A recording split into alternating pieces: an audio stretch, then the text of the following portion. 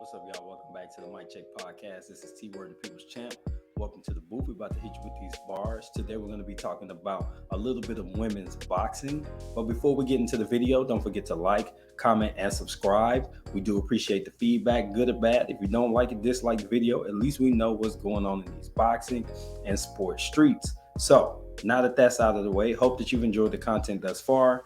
And now we're going to talk about a few of the notable names in women's boxing, as well as the fact that the women have actually done more to push the sport forward over the last year or two than the men have done. Number one, you've got great matchups with women fighting each other, getting these belts unified, as well as getting into undisputed roles instead of dancing around each other, talking about A side, B side, big money splits, venues, who's going to go where, and etc.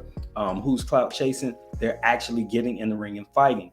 Just in 2022, you had two mega matchups on one card, basically an all women's card. You had Clarissa Shields go in and become undisputed against Savannah Marshall by picking up her belt and handing her first O and avenging a loss that she had back in her Olympic days when she was an amateur. So she continues to remain perfect as a professional boxer, handing Marshall her first loss. And I don't project a rematch anytime soon, but the fact that they talked trash and made it into the ring when it was possible for both of them to do so is commendable. On that exact same card, you had Michaela Mayer go toe-to-toe with Alicia Baumgardner, the Bomb, and they were able to unify a couple titles, a handful of titles, in fact, to go ahead and start to tie up their division as well.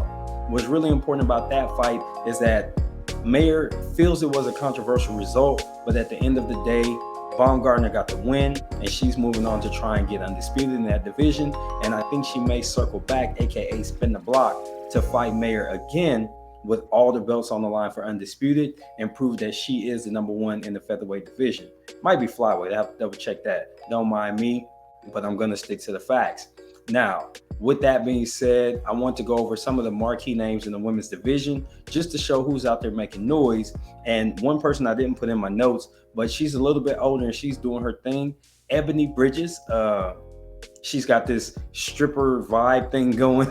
I'm not exactly sure why she's, selling heavy on that, but she's got the OnlyFans sponsorship and all that. But I can tell you for sure that she's a force to be reckoned with. She recently had a knockout a few weeks ago, and she's a firecracker in the ring. And for an older fighter, she's somebody that you should keep your eye on, because just like in the Flash, she could be gone. So we want to take advantage of the opportunity to see somebody with her talent. She's in great shape. She's got some power. Defense can use a lot of work, but she's definitely going to get in there, and she gonna scrap with the best of them, and she don't take no crap from nobody. All right, so let's talk about some of these records, and you'll kind of see what's going on. One thing I want to lay out as a caveat is that in women's boxing, because there's less active members in each division, sometimes these records don't belie just how talented they are. For example, Clarissa Shields is 13-0, and she's undisputed in two divisions, and I believe she's unified in two other divisions. So what that tells me is, because she's only got 13 fights, she's not able to, I guess, show that she is truly the best, because there's just not enough competition out there. So she's having to move up and down in weight. I'm not a big fan of moving up and down in weight, but if that's the only way to get that smoke, do what you got to do. So at 13-0, she is the number one women's boxer in the world. Amanda Serrano, she's got a card coming up on February 4th that she's going to be headlining, and I'm really excited and can't wait to see it. Also my mom's birthday, so shout out to Ma Dukes, aka the Diva. And it's befitting that some divas will be fighting on her birthday. So Serrano's going to get in the ring and look to become undisputed in her current weight class. And that's going to be a really good fight. She's 43-2 with one draw. And I've watched probably her last 6 or 7 fights. And then I've been able to go back and look at some fights that are scattered across the internet. And she's got a come forward style. She's got a strategic style. She's very versatile. And because she's moved up and down the weight classes, you know that she's got a chin. She's got great athleticism. She's also got a great work ethic, because no matter what weight class they put her at, she's getting there and getting it done. Other notable names: Michaela Mayer, she's 17-1. Alicia Baumgardner, unified champion, 13-1. Katie Taylor, who did handed Serrano one of her defeats, she's 22-0. I thought that fight was a draw when they went head to head at MSG, but they set all kinds of records, and it was great for boxing in general, but specifically for women's boxing because we saw two of the best to do it, and they really put on the damn show, man. It was great boxing. Jake Paul had something to do with it. Eddie Hearn was there.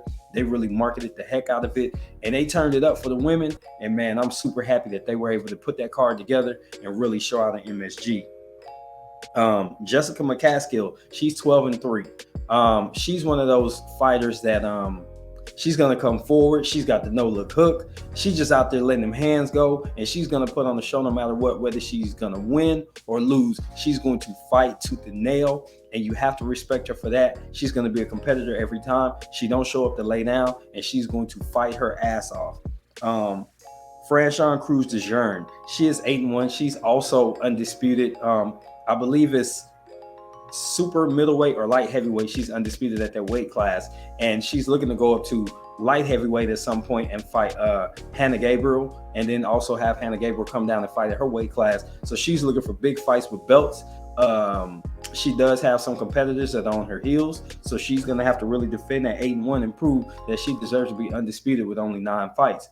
But ultimately, what I'm getting at here is that the women are putting on shows. They're getting in the ring with each other, and you don't have the quote unquote ducking and dodging that's going on in the men's division. You got women that's putting it all on the line. They're bringing them belts to the ring. They're lacing up them gloves, and they're kicking ass and taking names. And I'm super happy to be able to see this in the way that women's boxing has flourished and matured. Because when I was younger and women's boxing was just getting started, even before the early Layla Ali days, Christy Martin, etc., they were almost treated as a sideshow.